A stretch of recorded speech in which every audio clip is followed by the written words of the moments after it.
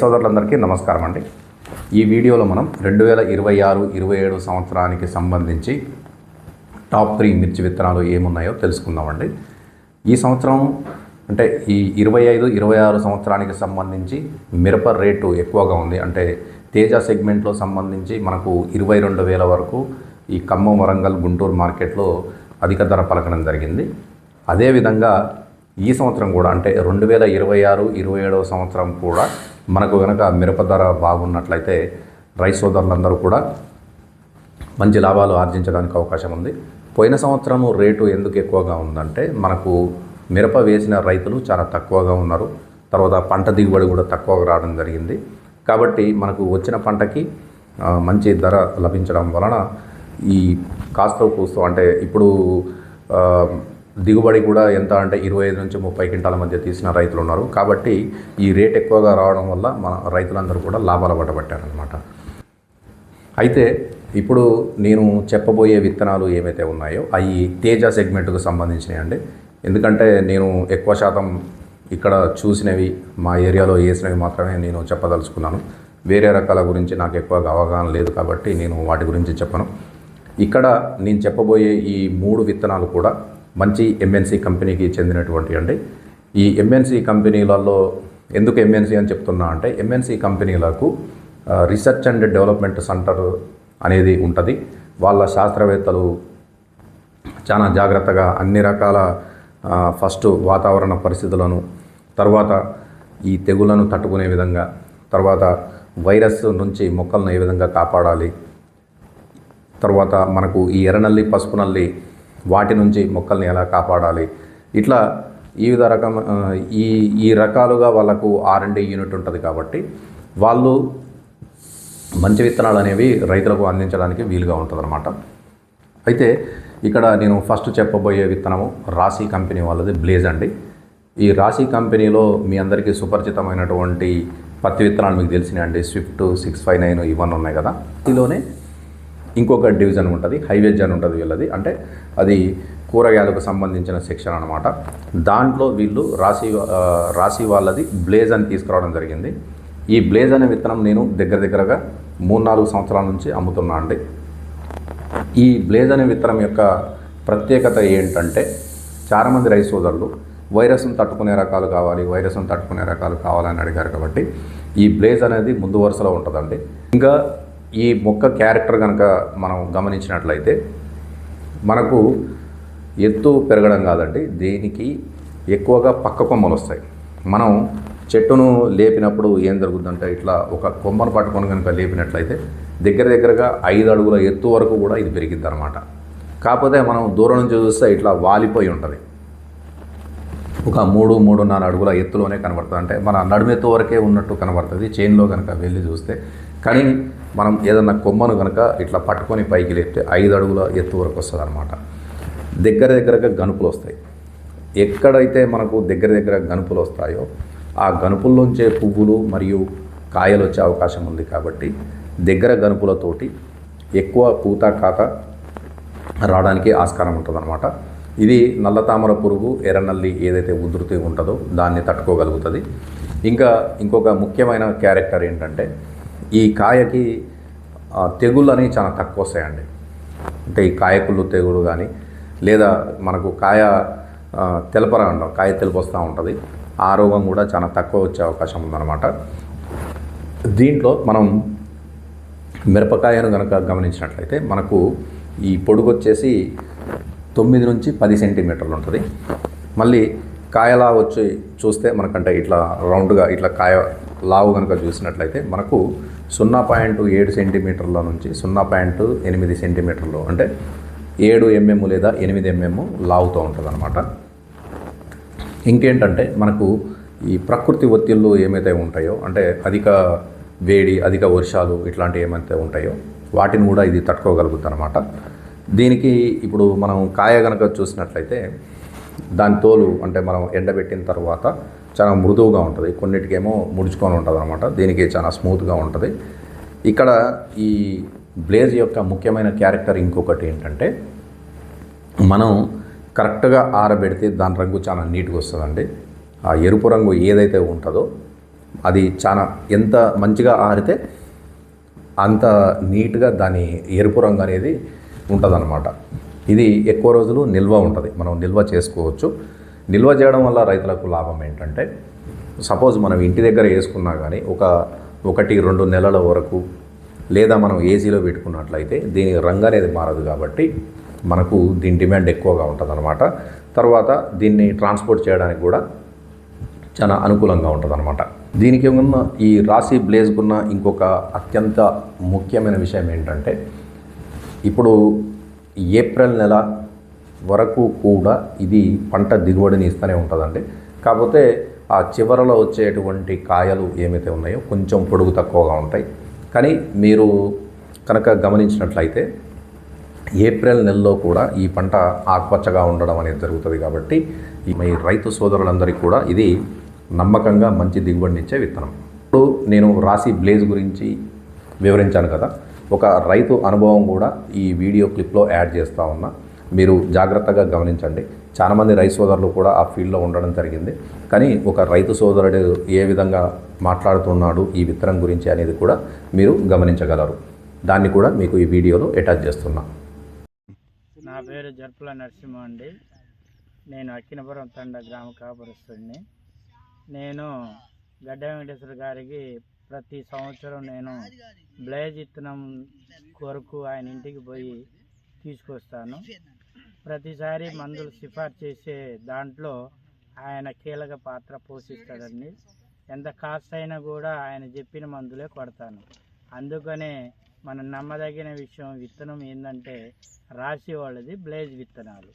Blaze విత్తనాల వల్ల ఏంటంటే క్వాలిటీ క్వాంటిటీ ఈ రెండు కాయల్లో ఉంటుందండి, నాణ్యత ఉంటుంది. అందులో విత్తనాలు సైజు కూడా బాగుంటుంది. ఇదండి మాకు రాశి కంపెనీకే నమ్మదగిన వ్యక్తిగా నేను జర్పుల నరసింహారావు గారుగా చెప్తున్నాను. ఇదండి మా ఎకరాలు వేసాం. 3 ఎకరాల్లో 2 ఎకరాలు బ్లేజ్ విత్తనాలు వేసాం, ఎకరం వేరే విత్తనాలు వేసాం. దానికి దీనికి ఏమైనా తేడా ఉందండి? దానికి దీనికి తేడా ఏంటంటే ఇది దగ్గర కనుపండి. ఏ రోగ నిరోధక శక్తికి తట్టుకునే శక్తి రాశి కంపెనీడిదిగా ఉందండి. బ్లేజ్ ఈ సంవత్సరం వేశారండి? పోయిన సంవత్సరం కూడా నేను గత 4 సంవత్సరాల నుంచి ఆయన చేతుల మీద నుంచి ఆ ఇత్తనం వేయి పంతులు గారంటే అదే వేస్తాను నేను. ఇప్పుడు రైతులు వేసుకోవచ్చు అండి బ్లేజ్? బ్లేజ్ వల్ల చాలా ముఖ్యమైన విషయం ఏంటంటే విత్తనాలు పర్ఫెక్ట్ జనరేషన్ కూడా బాగుంటుంది. అది అందు ఎదుగుదల కూడా ఏ రోగానికైనా తట్టుకునే శక్తి రాశి కంపెనీకి ఉందండి. రెండో విత్తనం వచ్చేసి మైకో కంపెనీ వాళ్ళది స్టార్ లైట్ అండి. మైకో కంపెనీ గురించి నేను ప్రత్యేకంగా మీకు చెప్పాల్సిన అవసరం లేదు. మైకో కంపెనీలో మీకు తెలిసిన ఒక 2 విత్తనాలు ఏంటంటే, ఒకటి తేజస్విని, ఇంకొకటి వచ్చేసి యశస్విని. ఈ 2 కూడా ఎన్ని రోజులు మీకు మంచి దిగుబడులను ఇచ్చే రైతులను ఆదుకున్నాయో మీ అందరికీ తెలిసిందే. ఈ స్టార్ లైట్ అనే దాని యొక్క ముఖ్యమైన విశిష్టత ఏంటంటే, తేజస్విని మరియు యశస్విని ఈ 2 కలిస్తే స్టార్ లైట్ అనమాట.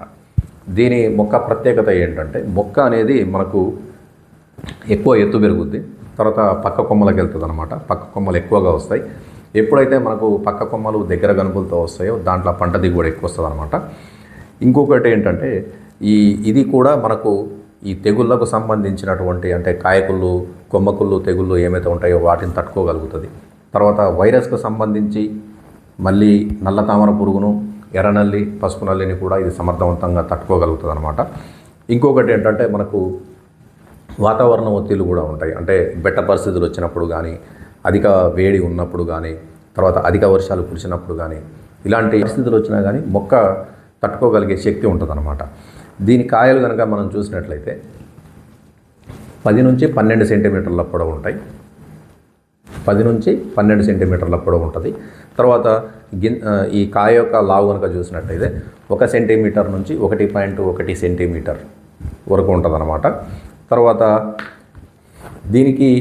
దీంట్లో ఉన్న ముఖ్యమైన విశిష్టత ఏంటంటే, దీనికి పంజెన్సీ ఎక్కువ అండి.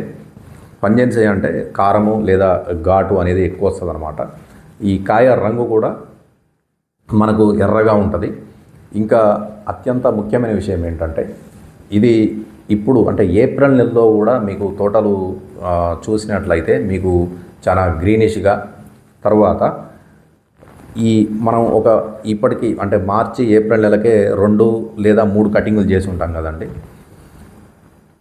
మీరు కనుక ఇప్పుడు కాయలు గమనించినా కానీ అదే పొడుగుతోటి అంటే 10 సెంటీమీటర్ల నుంచి 11 సెంటీమీటర్ల పొడుగు అంటే మనకు కాయ ఎప్పుడైతే పడుతుందో అంటే ఫస్ట్ కాపుకు ఏ లెంత్ అయితే ఏ పొడుగు అయితే ఉంటుందో కాయ మనకు చివరి కాపు దశ వరకు కూడా అదే పొడుగుతూ ఉంటుంది అన్నమాట.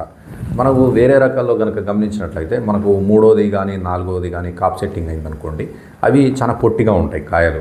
కానీ ఈ మైక్రో స్టార్ లైట్లో ఆ విధంగా ఉండవు. మీకు పొడుగు అదే కన్సిస్టెన్సీ మెయింటైన్ చేయడం జరుగుతుంది. అంటే 10 సెంటీమీటర్ల నుంచి 12 సెంటీమీటర్ల పొడుగే ఉంటుంది అన్నమాట. కాయ రంగు కూడా మీకు ఏమాత్రం తేడా రాదు. తర్వాత దీని నిల్వ సామర్థ్యం ఎక్కువ, అంటే ఎక్కువ రోజులు మనం స్టోర్ చేయడానికి ఈ కాయ తెల్లగా కాకపోవడం ఇలాంటివన్నీ మంచి ప్రత్యేకతలు ఉన్నాయన్నమాట. ఈ మైక్రో స్టార్ లైట్కు సంబంధించి కంపెనీ వాళ్ళు ఈ 2026 మార్చి మొదటి వారంలో ఫీల్డ్ కండక్ట్ చేయడం జరిగింది. ఆ వీడియో క్లిప్ కూడా మీకు అటాచ్ చేస్తానండి. మీరు చూడండి, కాయలు కనుక చూసినట్టయితే ఏ విధంగా ఉన్నాయి, తర్వాత మొక్క ఏ విధంగా ఉంది. మార్చి అంటే అర్థం చేసుకోండి, లాస్ట్ ఇక చివరి దశకు వచ్చిందనమాట. ఇప్పుడు కూడా ఉందండి ఆ తోట. నాకు తెలిసి అన్ని కటింగ్లు అయిపోయి ఉంటాయి. ఇంకా లాస్ట్కు ఏమన్నా మిగిలే ఉంటాయి ఆ తోటలో నాకు తెలిసి. ఆ ఫీల్డ్ కూడా మీకు ఆ వీడియోలో చూపించడం జరుగుతుంది. చాలా నీట్గా ఉందన్నమాట తోట. సో మీరు రైతు సోదరులు దాన్ని కూడా గమనించి ఈ మైక్రో స్టార్ లైట్ను కూడా వేసుకున్నట్లయితే మంచి లాభాలు ఆర్జించడానికి వీలుగా ఉంటుందన్నమాట. నమస్తే అండి, నా పేరు దొరబాబు. నేను మైకో కంపెనీ సేల్స్ ఆఫీసర్గా ఖమ్మం జిల్లాలో పనిచేస్తున్నాను. ఈరోజు మనం స్టార్లైట్ మైకోకి సంబంధించిన కొత్త వెరైటీ ఫీల్డ్లోకి ఈరోజు రిటైలర్ క్రాప్ టూర్లో ఈరోజు సందర్శించడం జరిగింది. సో దీనికి కార్యపల్లి నుంచి రైతు అగ్ర సేవకాన్ని నుంచి అన్నగారు వచ్చారు. సో వారి మాటల్లో విందాం. సార్ నమస్తే అండి. నమస్తే సార్. ఎట్లా అనిపించింది సార్ మైకోకి సంబంధించిన స్టార్లైట్ అనే వెరైటీ మీకు ఎలా అనిపించింది సార్? చాలా బాగుంది సార్. ఈ సంవత్సరం ఇప్పుడున్న వాతావరణ పరిస్థితులు, నల్లి తామర పురుగు ఎక్కువ ఉన్న ఈ పరిస్థితుల్లో ఇంకా మార్చి 4వ తారీఖు కూడా ఈ రకమైన చిక్కటి కాపు, కలర్ కూడా ఎక్కడ మనకు తగ్గలేదు. ఇప్పుడు వచ్చే 2 సార్లు ఆల్రెడీ కటింగ్ అయిపోయిన తర్వాత కూడా 3వసారి వచ్చే కాయ కూడా చివరి వరకు కూడా మనకి సైజ్ ఎక్కడ తగ్గలేదు. మనకు మొదటిసారి ఎలా అయితే వచ్చిందో అదే సైజ్ సేమ్ ఇప్పుడు వచ్చే కొత్తగా ఈ 10-15 రోజుల్లో వచ్చిన కాపు కూడా సేమ్ అదే క్వాలిటీతో వస్తుంది. మైకో అన్ని రకాలలాగానే ఇది కూడా చాలా దగ్గర కాపుతో వస్తుంది సార్. ఎక్కడ గనుపు దూరంగా లేదు, చాలా చాలా దగ్గరకు వస్తుంది ఈ కాయ అనేది. కలర్ కూడా కింద నుంచి కూడా ఎలాంటి మార్పు లేకుండా మనకి ఇక్కడ కింద కొమ్మ మనం చూసుకున్న దగ్గర నుంచి కూడా సేమ్ యాజ్ ఇట్ ఈజ్గా చాలా బాగుంది క్వాలిటీ. 2 సార్లు ఆల్రెడీ కటింగ్ అయింది. ఇది 3వ కటింగ్లో కూడా సేమ్ క్వాలిటీ మెయింటైన్ అయింది. నల్లి కూడా చాలా తట్టుకుంది. వైరస్ టాలరెంట్లో కూడా ఇది మేబీ సక్సెస్గానే అనిపించింది. బాగుంది, తోట మొత్తం చాలా బాగుంది సార్. చూశారు కదా, రైతు సోదరులు అందరూ అట్లాగే రిటైలర్స్ అందరూ కూడా, డీలర్స్ కూడా ఈ యొక్క మన కార్యపల్లి నుంచి వచ్చినటువంటి అన్న ఈ యొక్క తన సొంత అభిప్రాయాన్ని ఈరోజు తెలియజేయడం జరిగింది. అట్లాగే ఈ సంవత్సరం మైకో కంపెనీకి సంబంధించిన స్టార్లైట్ అనే వెరైటీని అందరూ కూడా ప్రమోట్ చేసి రైతు వారీగా అందరికీ తీసుకెళ్తారని రిటైలర్లు అందరినీ కోరుతున్నాము. మరొక స్టార్లైట్ ఫీల్డ్లో మళ్ళీ కలుసుకుందాం. అప్పటిదాకా ధన్యవాదాలు. విత్తనం అండి, బయోసీడ్ కంపెనీకి చెందినటువంటి యామిని. ఈ బయోసీడ్ కంపెనీ కూడా చాలా పెద్దదండి, భారతదేశంలో మల్టీనేషనల్ కంపెనీ కిందకే వస్తుంది. వీళ్ళు కూడా 36 దేశాలకు చాలా రకాలైనటువంటి విత్తనాలు ఎక్స్పోర్ట్ చేస్తూ ఉన్నారు. వీళ్ళల్లో ఉన్నటువంటి ఈ యామిని అనే విత్తనం ముఖ్యంగా మన ఉమ్మడి ఆంధ్రప్రదేశ్ రాష్ట్రం అంటే తెలంగాణ మరియు ఆంధ్రాలో మంచిగా సూట్ అయినటువంటి విత్తనం అన్నమాట. ఇది కూడా మనకు తేజ సెగ్మెంట్లో చాలా మంచి వెరైటీ. దీని యొక్క ముఖ్యమైన విశిష్టతలు ఏమిటంటే, నేను అంతకుముందు 2 విత్తనాలు ఏమైతే చెప్పానో దాంట్లో ఏ విధంగా చెట్టు ఎక్కువగా ఎత్తు పెరగడం, పక్క కొమ్మలు రావడం అనేది చెప్పాయి కదా, వాటితో పోలిస్తే కూడా దీంట్లో ఇంకా దగ్గర గనుపులతోటి మనకు కొమ్మలు అనేవి రావడం జరుగుతుంది. దగ్గర గనుపులు ఎప్పుడైతే ఎక్కువ వస్తాయో దాంట్లో మనకు ఎక్కువ కాయలు రావడానికి అవకాశం ఉంది. కాబట్టి ఇది పంట ఎక్కువ దిగువనిచ్చే మేలైన రకం అన్నమాట. దీంట్లో కనుక మనం కాయ పొడుగు చూసుకున్నట్లయితే 9 నుంచి 11 సెంటీమీటర్లు ఉంటుంది. కాయ లావు కనుక చూసినట్లయితే 1 నుంచి 1.2 సెంటీమీటర్లు అంటే 10 మిల్లీమీటర్ల నుంచి 12 మిల్లీమీటర్లు ఉంటుంది. ఇంకా ఇది మనకు నల్ల తామర పురుగు, ఎర్రనల్లి, పసుపు నల్లి వీటి నుంచి అంటే వైరస్ నుంచి రక్షించడానికి కూడా దీనికి రెసిస్టెన్స్ పవర్ అనేది ఉంది, టాలరెన్స్ ఉందన్నమాట. తర్వాత మనకు ఈ తెగుళ్ళు అంటే ఈ కొమ్మ కుళ్ళుడు కానీ కాయ కుళ్ళుడు, కాయ తెలుపు రావడము ఇట్లాంటివి ఉంటాయి కదా, వాటి నుంచి కూడా ఇది తట్టుకోగలుగుతుంది అన్నమాట. మిగతా రెండు అంతకుముందు చెప్పిన వాటితో పోలిస్తే ఇది ఎక్కువ పంట దిగుబడి వస్తుంది. కాకపోతే మనకు అంటే చివరి దశలో ఏదైతే కాయలు ఉంటాయో అవి కొంచెం పొట్టిగా రావడం అనేది జరిగింది. మిగతా అంతకుముందు ఈ స్టార్లైట్ కానీ బ్లేజ్ కానీ ఏంటంటే అవి సేమ్ పొడవు మెయింటైన్ జరుగుతాయి. కానీ దీంట్లో మనకు కొంచెం కాయ పొట్టిగా రావడం అనేది జరుగుతుంది. ఈ పంజెన్సీ అంటే కారం లేదా ఘాటు అనేది కనుక బ్లేజ్ మరియు స్టార్లైట్తో పోల్చుకున్నట్టయితే దీంట్లోనే ఎక్కువ పంజెన్సీ ఉంటుంది. అంటే మనకు కారం ఎక్కువగా ఘాటు రావడము, ఎక్కువగా కారంగా ఉండటం అనేది జరుగుతుంది అనమాట. ఇది కూడా మనకు రవాణా చేయడానికి అంటే మంచి డిమాండ్ ఉంటుంది. దీన్ని కనుక చూసినట్లయితే మార్కెట్లో మనకు మంచి ధర రావడానికి అవకాశం ఉంటుంది అనమాట. ఎక్స్పోర్ట్ క్వాలిటీ చాలా నీట్గా ఉంటుంది అనమాట. ఇది నా పేరు మండల వెంకటేశ్వర్లు అండి. మాది తిప్పారెడ్డిగూడెం గ్రామం, తిరుమలాయపాలెం మండలం, ఖమ్మం జిల్లా. నేను బయోసీడ్స్ వారి యామిని తీసుకొచ్చి వేసానండి. ఇది ఇంతకుముందు అంటే నాకు 4-5 ఎకరాల దాకా ఉందండి మిర్చి తోట. ఏరే విత్తనాలు ఏరే వేశాను. ఇక 2 ఎకరాలు మాత్రం బయోసీడ్ యామిని పెట్టాను. వాటికి మాత్రం చాలా తేడా ఉందండి. ఇది యామిని వచ్చేసి దగ్గర గనుపండి, చిక్కటి విత్తనం దగ్గర కాచింది. ఆల్రెడీ వేరానండి, ఒక 10 క్వింటాలు అమ్మకొచ్చాను. ఇప్పుడు ఖచ్చితంగా మళ్ళీ ఎకరానికి అయితే 20 క్వింటాలకైతే దగ్గే లేదండి. ఇది ముఖ్యంగా యామిని విత్తనం అయితే నల్లిని తట్టుకుంటుందండి. కొసదాకా చూడండి మీరు, ఎక్కడైనా కింద ముడత లేకుండా కొసదాకా పిందే జరుగుతుందండి.